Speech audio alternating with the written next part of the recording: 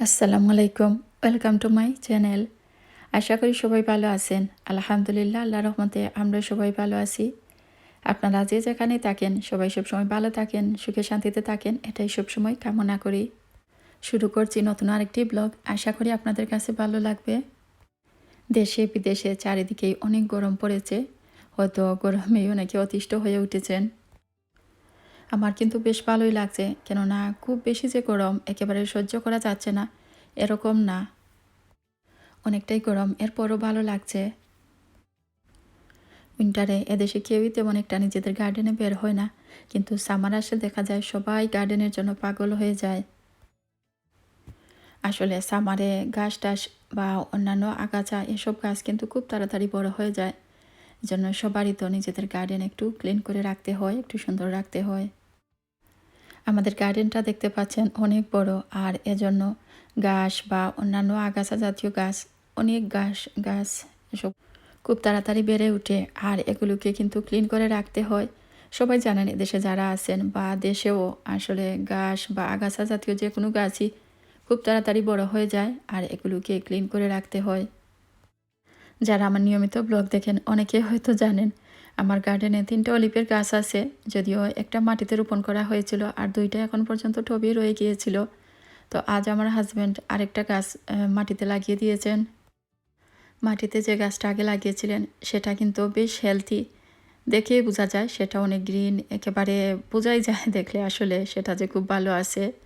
আর অপর দুটো গাছ যে দুটো টবে রয়ে গিয়েছিল, একটা অনেকটাই মরে যাচ্ছে, আর আরেকটা মনে হয় একটু লাল হয়ে গেছে পাতা, সেটাই আজ মাটিতে রোপণ করে দিলেন।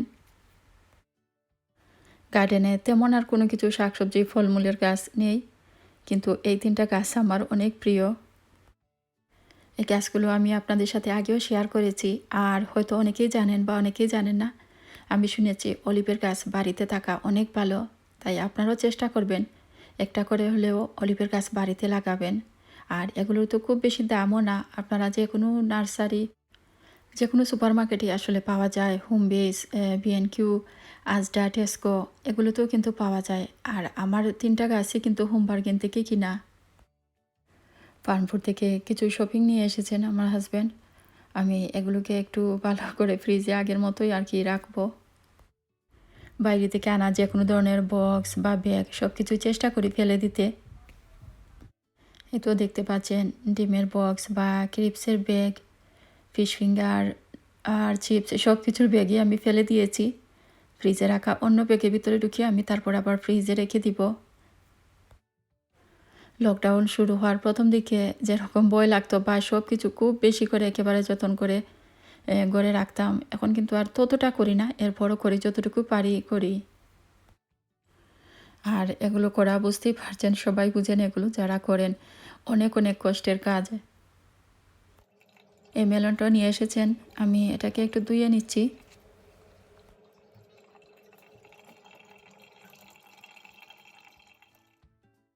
বিস্কিট, ব্রেড বা ব্রিওশ সব কিছুর ব্যাগে আমি ফেলে দিয়ে বক্সের মধ্যে রেখে দিয়েছি, বক্স বা বয়ামের মধ্যে। আর কিছু বিস্কিট এখনও খুলিনি, এমনিতেই যেভাবে ব্যাগ দিয়ে এনেছেন সেভাবেই আমি একটা কর্নারে রেখে দিয়েছি। এগুলো শেষ হয়ে গেলে সেগুলোও আমি প্যাকেট থেকে এভাবেই ঢেলে একটা বয়ামে নিয়ে নিব। আস্তে আস্তে হয়তো বয়টা কমে যাচ্ছে, এরপরে একটু সাবধান থাকা ভালো। অনেক দিন পর আমরা একটু বাইরে যাচ্ছি একসাথে। আর তো আর আসলে লকডাউনের পর বাইরে যাইনি, শুধুমাত্র ঈদের সময় 2 দিন দাওয়াত খেয়েছি, এই আর কি। এই রাস্তা দিয়ে প্রায় তো আমরা টেস্কোতে আসতাম, কিন্তু অনেক দিন পর আসলাম, অনেক দিন পর আসলাম। লকডাউনের পর তো আর বের হইনি, এদিকে আসিনি। বাচ্চারাও যেতে চাচ্ছিল, আর আমারও তো ইচ্ছে হচ্ছিল, কেননা অনেক দিন তো ঘরে বসে বসেই চলে যাচ্ছে। আর এখন তো আস্তে আস্তে সব কিছু আগের মতোই নর্মাল হয়ে যাচ্ছে।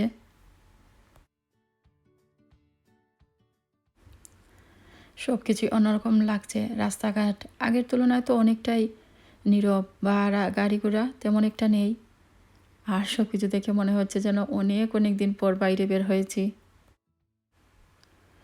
বেশ অনেকদিন হলো পার্কেও যাওয়া হয়নি, ভাবলাম একটু পার্ক থেকে ঘুরে আসি।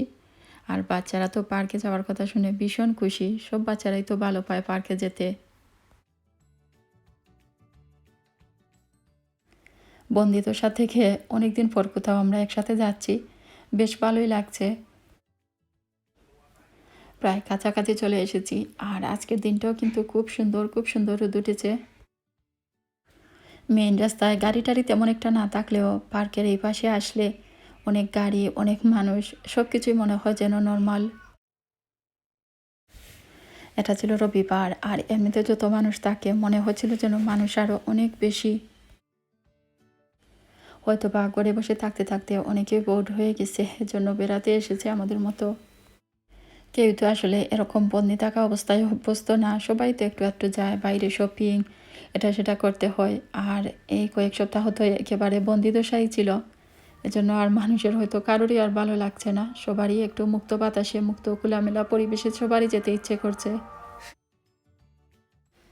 এদিকে দেখতে পাচ্ছেন অনেক অনেক মানুষের ভিড়। এই পাশে আসলে মনেই হয় না যে কয়েকদিন আগে এরকম একটা সিচুয়েশন ছিল, সবাই লকডাউন অবস্থায় ছিল।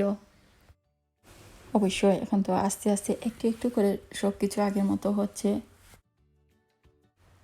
গত রবিবারে আমরা গিয়েছিলাম, দেখতেই পাচ্ছেন পার্কে কিন্তু অনেক মানুষের ভিড়, অনেক মানুষই আছে।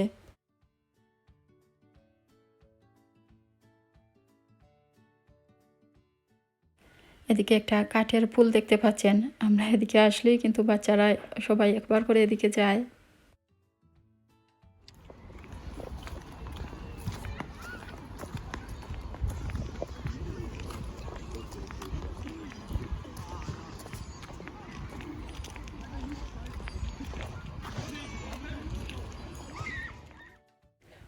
এত মানুষের মধ্যে হয়তো হাতে গোনা 5-6 জনের হবে শুধু মাস্ক পরা ছিল, আর সবাই এমনিতেই।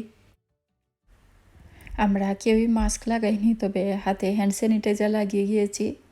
আর আসার পর তো ভালো করে হ্যান্ড ওয়াশ করে সবাই খাবার খেয়েছি, যেগুলো এনেছি সেগুলো খেয়েছি, তারপর সবাই গোসল করেছি। আসলে আমাদের সবারই উচিত আগের মতো একটু সাবধান থাকা, কেননা এখনও তো কোনো কিছুই বোঝা যাচ্ছে না। কোনো দিন যদি একটু কম শুনি, আবার পরের দিন শোনা যায় বেড়ে গিয়েছে বা মৃতের সংখ্যা বেড়ে যাচ্ছে, ভয়ও লাগে আসলে। এজন্য সবার কথা চিন্তা করে আসলে আমাদেরকে একটু সাবধানে চলাফেরা করতে হবে। See what Tess is doing.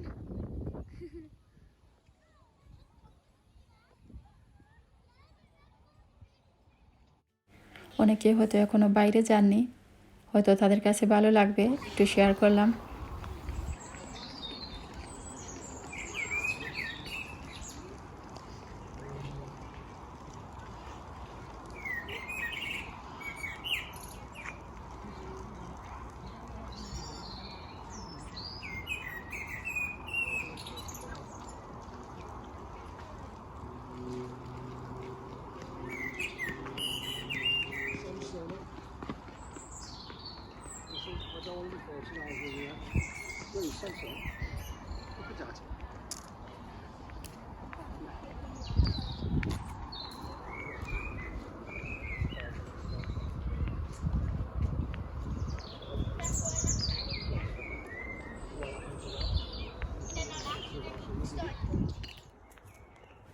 পাখির ডাক শোনা যাচ্ছিল, নীরবে কিছুক্ষণ রেকর্ড করলাম, আপনাদের সাথেও শেয়ার করলাম। যারা পাখির ডাক শুনতে ভালো পান তাদের কাছে হয়তো ভালো লাগবে।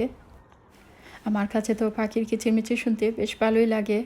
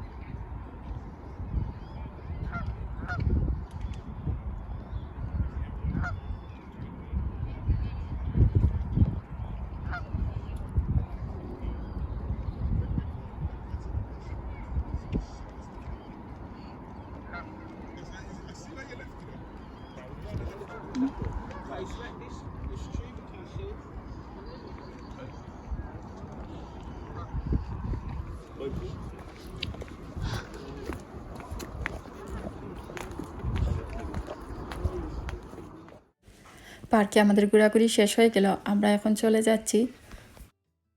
খুব ইচ্ছে ছিল হোম বেস যাব, কিছু গাছের চারা কিনবো, কিন্তু হোম বেসের লাইন দেখলাম একেবারে রাস্তা থেকে মানুষ কিউতে দাঁড়িয়ে আছে। অনেক দূর থেকে লাইন দেখা যাচ্ছিল। আমার হাজব্যান্ড আমাকে দেখালেন, বললেন যে যাওয়ার দরকার নেই।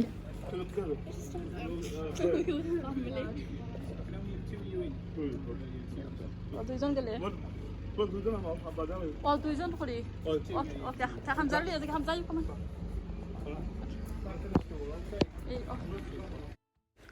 গাড়িতে ওঠার পর আমরা ডিসাইড করলাম যে পাখি কিনবো। হামজা পাখি কিনতে চাচ্ছিল, কিন্তু চিন্তা করলাম, বা আমার হাজব্যান্ডও বললেন হয়তো সেই সব বন্ধ থাকবে, কিন্তু আসার পর দেখি খোলা, তাই শপে আসলাম। কিন্তু একই ফ্যামিলির দুজনকে একসাথে ঢুকতে দিচ্ছিল।